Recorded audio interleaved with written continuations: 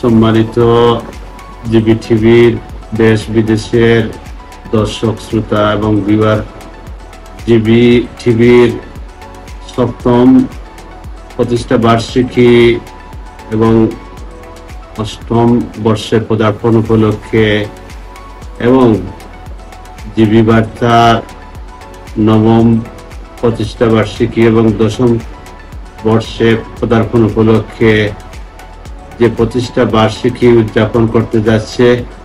সেই উপলক্ষে GB TV এবং জিবি বার্তার সকল শুভানুধ্যায়ী এবং শুভাকাঙ্ক্ষী এবং সকল ভিউয়ার্স যারা দেশে বিদেশে আছেন, সবার প্রতি রইল অন্তরের অন্তঃস্থল থেকে মুবারকবাদ এবং শুভেচ্ছা। আপনারা সব সময় জিবি টিভির পাশে ছিলেন, জিবি বার্তার পাশে ছিলেন। জিবি টিভি এবং জিবি বার্তা গোলাপগঞ্জ এবং বিয়ানীবাজারের একটি কণ্ঠস্বর হিসাবে, একটি বস্তুনিষ্ঠ সংবাদ মাধ্যম হিসাবে, একটি বস্তুনিষ্ঠ এবং সত্য প্রকাশের নির্ভীক সৈনিক হিসাবে বিগত 7 বছর থেকে আপনাদের সেবা দিয়ে যাচ্ছে এবং জিবি বার্তা অকুতোভয় নির্ভয়ে সত্য বস্তুনিষ্ঠ সংবাদ প্রচার করে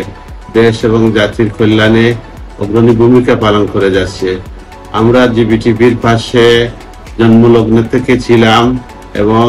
এখনো আছি এবং ভবিষ্যতে থাকবো এবং জিবি টিভির পাশে থেকে আমরা